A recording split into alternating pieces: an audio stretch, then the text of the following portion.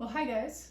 It was so good to see you over Thanksgiving, and I can't wait till Christmas. So we only have a few more weeks to go. But this week's episode of For the Boys is going to be a little bit different. This episode is going to be different because I don't really have an artifact to show you, because typically, I pull something out of the back bedroom or in the bins or in storage or something like that.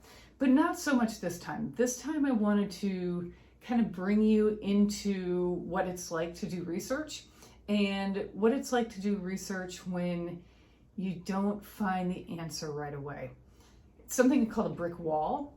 And in genealogy, a brick wall means that you've done your research, you've tried everything, but you just can't come up with that answer. We have one of those kind of mysteries in our family, and it's on Grandpa Gary Martin's side of the family. And I'm going to introduce you to his grandfather, which would be my great-grandfather, which would be your great-great-grandfather. And that man's name is George Clinton Osborne. And I'll try to give you just a brief synopsis about why it's a mystery and why it is still a brick wall in our family. The reason is that we don't know who his father is. And in fact, he didn't know who his father was. And so trying to do the research traditionally with paperwork and with going to libraries and interviewing people, just didn't know. So I'll have to tell you a little bit about his story when we get into the family tree. But for this, I'm going to kind of take you through the steps that I have taken, show you some of the DNA, and try to explain what I've done in terms of research and maybe some places that we still need to go to research. It has been a mystery for a really long time, and hopefully I can overcome this brick wall, but maybe you guys would overcome it at some point as well. So let's get into the research and let me show you what I've got so far.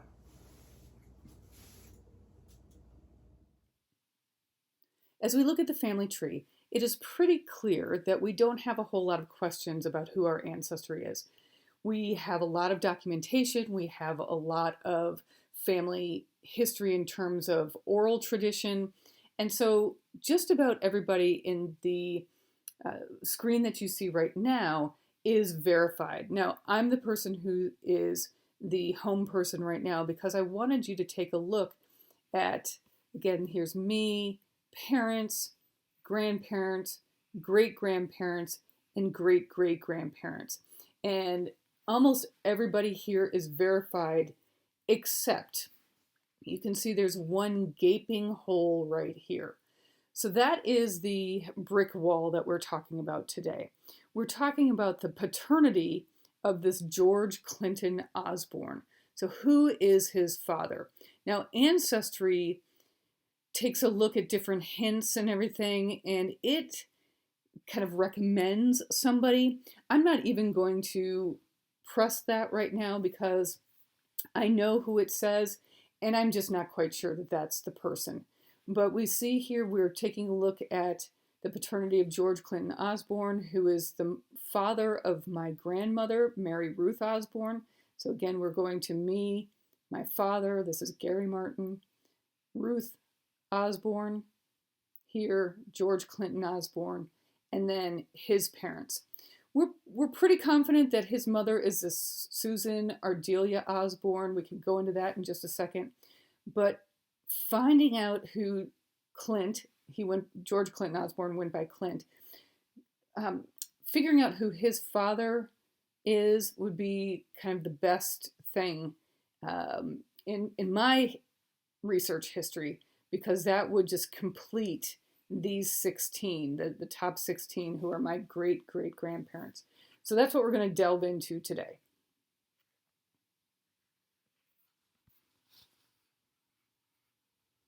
Before we get into the documents, let's at least take a look at who it is that we're talking about.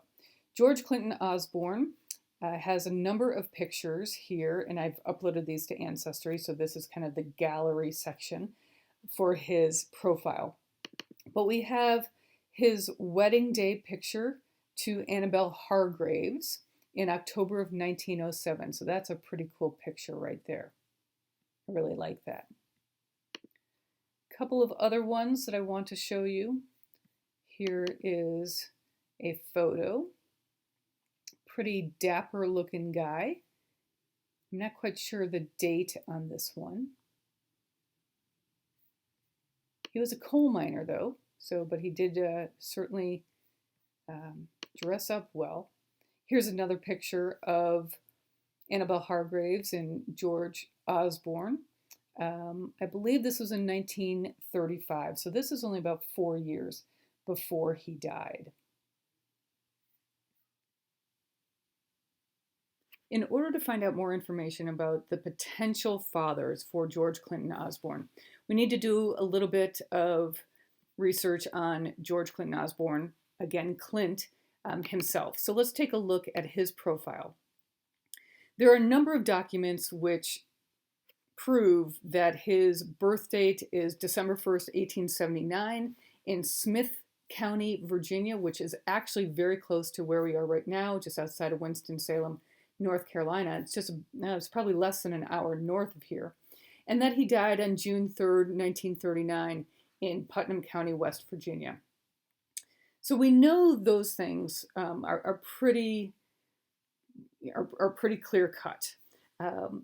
But what kind of documents would show who a person's father is? And that's really the question. We need to figure out how we can determine who Clint's father is. We know his mother is the Susan Ardelia Osborne, and the Osborne clan is very significant in that part of the country in Smith County, Virginia. But being that Clint was born in December of 1879, that's actually really beneficial because the 1880 census came out very quickly after that. And so if we look here, it took me a long time to determine that this was our Clint.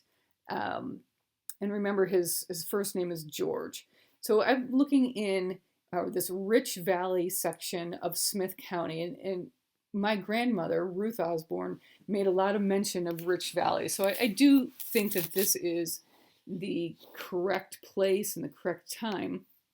And as we're looking through here, and it's a little bit hard to read, but we see this enumeration right here. We see this George right here being 7 months old. That makes sense because if we look to see when the enumeration date is way up here at the top, this is in June of 1880. So and Clint was born in December of 1879, so that would be about 7 months. So go back down here and see just who he is living with. So he is living with a woman named Cordelia. Now, we know that his mother's name is Susan Ardelia or Adelia. And so I really do think that this is probably her as well. But these are all these little things that can add up to really making you kind of guess whether or not you're on the right track or not. But I do believe that this is her. And we have this Harold Crabtree.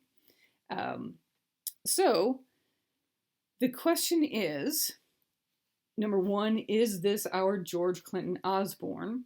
Number two, is Cordelia really Susan Ardelia? And number three, who is this Harold Crabtree? Let's just take a little bit more information here. Harold Crabtree is 24 years old at the time. Cordelia is about 19. Actually, that age does correspond with, I believe, with Susan Ardelia's age. If we keep going across, he's a farmhand, she's keeping house. There's really not a whole lot else to do. Everybody's born in Virginia, which is not uncommon. Okay, so I believe through the kind of years of doing research on this that this is our George and this is our Susan Ardelia. But of course, it's not Crabtree that we're looking for. We're looking for Osborne. So that is, red flag kind of number one. What's going on? Is Harold Crabtree the father? And, maybe we need to look for some birth records, for some marriage certificates, something like that, to see if in fact Harold would have been George's father. On this question of whether Harold Hyder Crabtree is in fact Clint's father, Miss Appleby and I spent about a week in Smith County, Virginia. It's probably been 4 or 5 years ago now, during the summertime. It was a great trip. We had so much fun. But we spent a lot of time in libraries and archives and courthouses. And when we saw this census record in 1880 that says that this Cordelia and this Harold Crabtree are together, we immediately went to the courthouse in Smith County to see if we could find a marriage certificate. And we know that you don't have to be married to have a child, but we wanted to see if in fact they were ever married. We actually didn't find anything in the Smith County courthouse, but we went to the county just north of Smith County, and I think it's Tazewell County. And we went into the courthouse there, and we actually did find a marriage application for this Harold Crabtree and Ardelia Osborne. So we do know that this is them. But it was an application, and typically when you get married, you apply to get married, and then you get a certificate, which you have to sign, and the justice of the peace or the priest or whoever marries you also has to sign it. And then that person has to bring it back to the courthouse, and that's called a return. And so that they have documentation that people actually did get married. Well, the interesting thing is that there was the application for Harold Crabtree and Susan Ardelia Osborne to be married, but there was no return. And that really stumped the people that were working there. Obviously, nobody had, gone there before to look for that. And I was really kind of surprised to find it. But they were actually really surprised. They told me at that point in time, they said we've never had an application but no return. So that goes to show that they were together, that they probably, well, you can't even say that from that he's the father, but that they were together and they intended to get married, but probably something happened that they did not get married, or they did get married and somehow the return just didn't get back to the courthouse. Either way, it still is not proof that Harold Crabtree is Clint's father at this point. Looking at the 1880 census is pretty fascinating, since we found a young George there. He was only 7 months old. It would be really nice to be able to find the 1890 census when he was about 10 years old to figure out whom he was living with and who Susan Ardelia Osborne was living with. But unfortunately, the 1890 census does not exist for most states because there was a big fire in an archive at some point in time, I think in the 1920s, and destroyed almost all of the 1890 census for everybody. So let's jump to the 1900 census where, when you're looking for that, you're thinking, gosh, he's 20 years old. Is he still going to be like living at home kind of thing? And as we look at the 1900 census, we do see that he is now in West Virginia. He's no longer in Virginia. And he's down here. And it's really interesting to find him definitely living with his mom. So here is George C. Osborne. Oh, you hear Gracie out there. There's George C. Osborne right there, son, and the head of the household is Susan D. Osborne. Now, again, Susan Ardelia, Susan Cordelia. This one, maybe she just went by Delia. Again, I'm just about positive that this is Clint's mom, born in 1858. George C., born in December of 1879. He's 20 years old. And they've got somebody else living with them at that time. They're in Putnam County, West Virginia. So he's 20 years old. Everybody was born in Virginia, even though they live in West Virginia. And it says that George is a teamster, which really just means that he worked in the coal mines there, and probably working with some of the horses. Interesting, a little tidbit here on this census, and I think in the 1910 census, they asked the women how many children that they had given birth to and how many are still alive. So that's what that 1 and 1 is.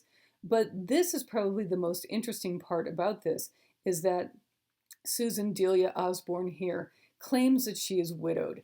Now that is not uncommon for a woman who may have been divorced or separated or possibly have a child and never been married to claim that they were widowed. And it's just more of a, it's just more of a way to not have bad things said about you or thought about you.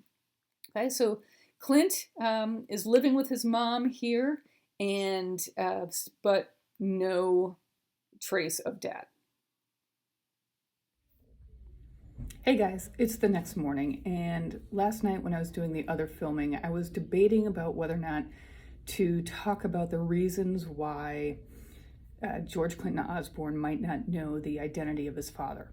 And one of the theories is that he was taken away from an abusive situation from his father, that his mother, Susan Adelia Osborne, took him as a very young child from Southern Virginia to West Virginia and never saw his father again.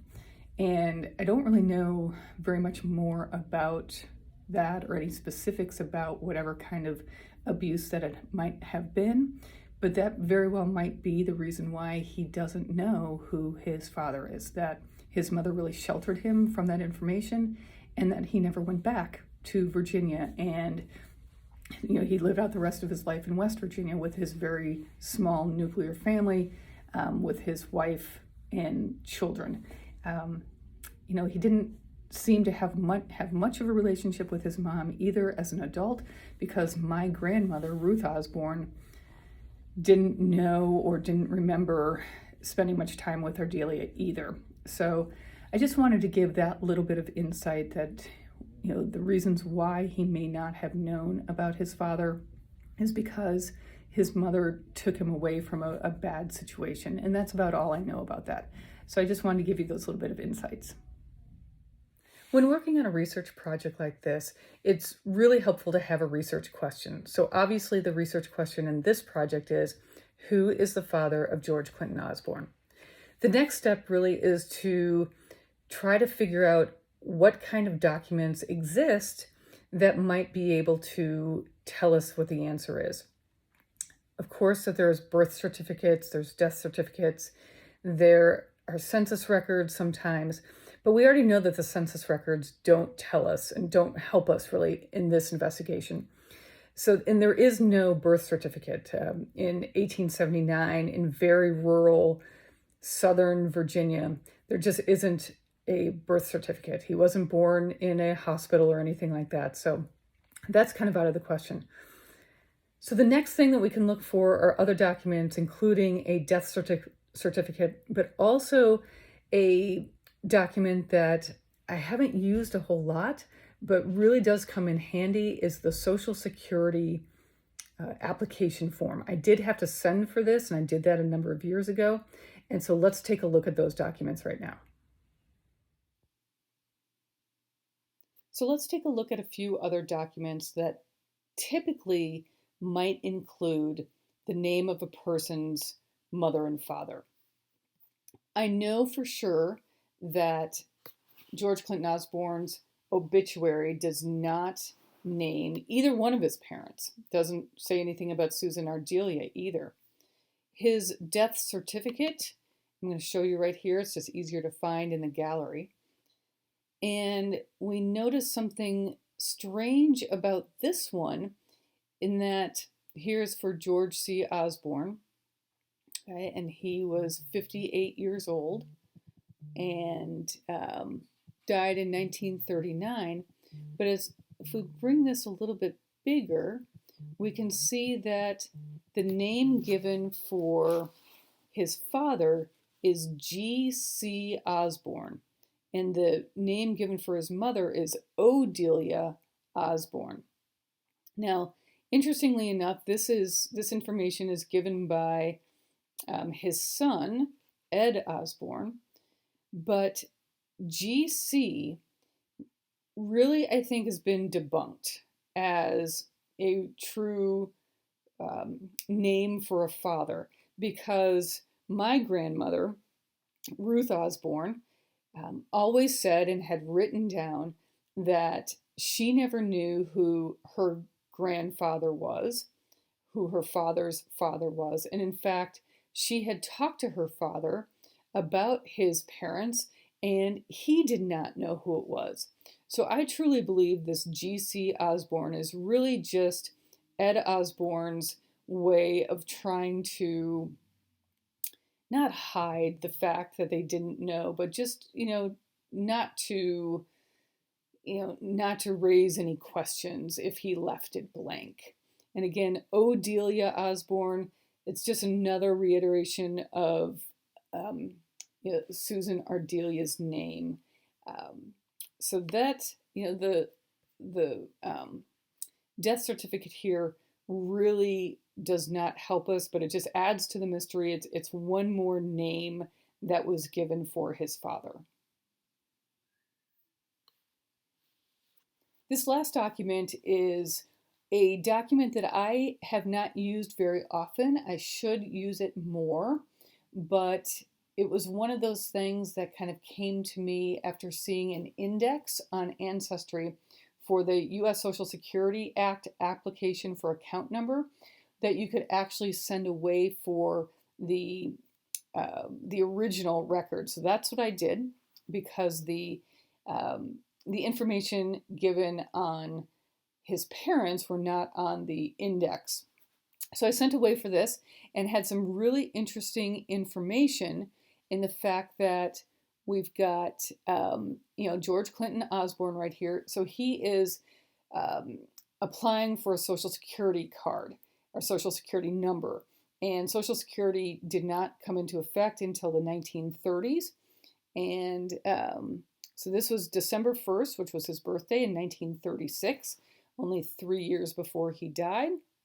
It says what his name is, what his age, his birth date, where he was born, and then it asks his parents' names.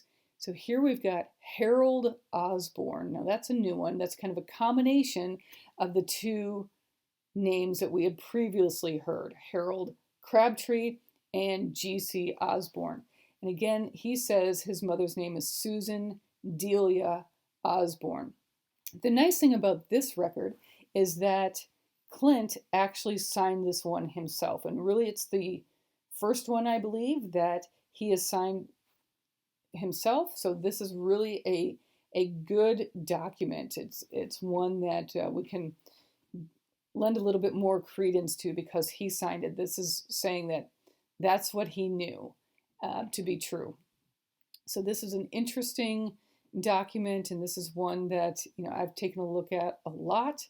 But this Harold Osborne, I'm not quite sure what to make of that. So 3 different documents, 3 different names for his father. I think that you can see where this is going. There are 3 different documents and 3 different names for Clint's father. There are a few other documents like an obituary, but there's no mention of his parents in there at all. So really, this is where the brick wall comes into play. We have done research, we have looked at documents, and there's no definite answer. And there's not a whole lot else to go on except DNA. And I was really hoping that DNA would help us finally come up with an answer. But there are some tricky things in there as well, and I'll try to summarize that pretty quickly. When your research has come to a dead end or a brick wall with the documentation, it's really a good idea to go to DNA. Now, not everybody's got DNA out there, and I really haven't talked very much about DNA in other episodes of For the Boys, but DNA really can help you narrow down who your family members are, especially if you have a lot of matches. Now, I'm really lucky that I do have a lot of matches, and I'm lucky that both of my parents, Grandma Betsy and Grandpa Gary, have both tested. So Ancestry has the ability to split your matches into maternal and paternal side. And I just want to do a quick note here. I also have my DNA on a lot of different sites like 23andMe and MyHeritage. So I don't only use Ancestry, but I think Ancestry does a good job of being able to show you different things. So that's why I just kind of come back to it. But if I go to my paternal side, because this is what we're doing here, and view matches, so these are all of the matches that I have in common with Grandpa Gary. So here he is at the top of my list. And, I'll tell you more about how the DNA works and what we're looking for, but really what we're looking for is this number right here next to the centimorgan. So Grandpa and I share almost 3,500 centimorgans, which is a parent-child relationship. And you can see that there are a lot of matches here. But one of the great things is that we can actually search. And one of the things that I want to do is search by some of the names that we know. Now, obviously, if I put in a surname of Osborne into here, we're going to come up with a lot of different matches, because these are all people who also have Osborne in them, as opposed to Martin, for example. So we know that we're going on, my grandmother Osborne's side of the tree, and so many different matches. Now, I have to say also is that it is a possibility that George Clinton Osborne had a father whose last name was Osborne, because we know that the Osborne, at least it's assumed, was taken from his mother. But it is possible in southern Smith County, Virginia, where there are so many Osbornes there, and they're distantly related and sometimes not so distantly related, that it is possible that both of his parents had the last name Osborne. So, searching out Osborne doesn't really help us out a lot. But one of the things that we can do is, let's go ahead and search on Crabtree to see if there are any matches there. And as we look here, it says no. Okay, that's not what I was expecting. Let's try that again. There we go. Not quite sure why that didn't happen the first time. But we have a lot of matches that have DNA relations with Crabtree, at least that they're in the family trees. Now, the important thing to note here is that even our highest match is only 59 centimorgans, and they're estimating fourth to sixth cousins. So that is not close at all. But we do have Crabtrees in the family. It's just not as direct as a great grandfather. So this is important to note that somewhere in the tree there's a Crabtree. I haven't been able to figure out for sure who it is. That that when you have kind of families intermingling a lot, especially in a very small area, it's called endogamy, and it's really hard to separate out those families when you have Osbornes having children with Osbornes, for example. I do want to say one other thing about DNA. I did have known direct descendants from Harold Hyder Crabtree, who is the man in the 1880 census with George, and it said Cordelia there, but Susan Ardelia. And I asked them to do DNA tests, and we did not match at all. So those are known ancestors of Harold Crabtree who did not match with me at all. So there is Crabtree ancestry in our DNA, but when I don't match with three known ancestors, direct known ancestors to Harold Crabtree, and we don't match at all, I don't think Harold Crabtree is our guy.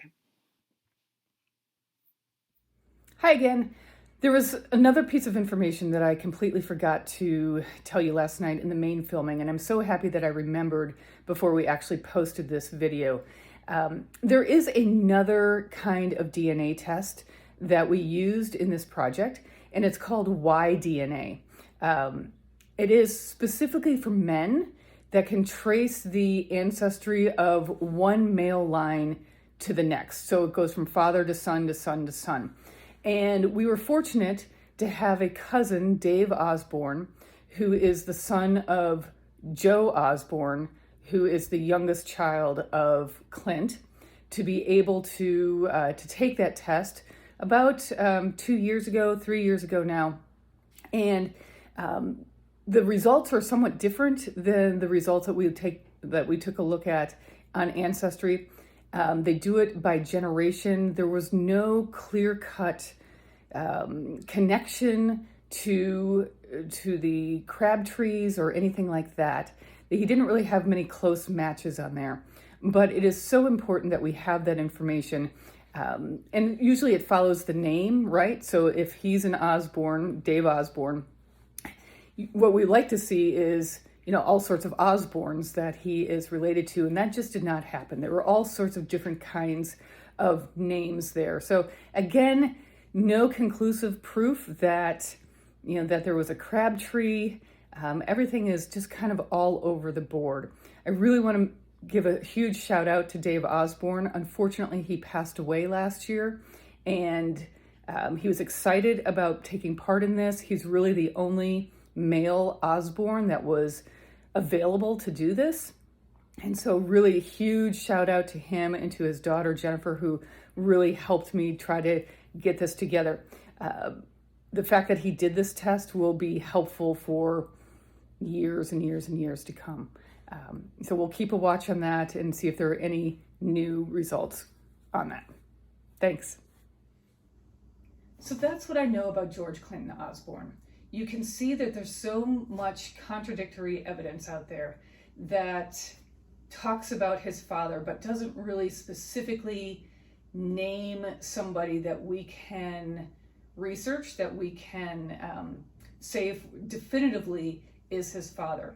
Now, a lot of people have done research on George Clinton Osborne and looking for paternity. Your grandfather and I both have been doing this. You've got lots of other people who have tried to help, but right now I can only make a guess that this Harold Hyder Crabtree is really the closest link that we have, but I'm still not positive. The DNA just does not prove that.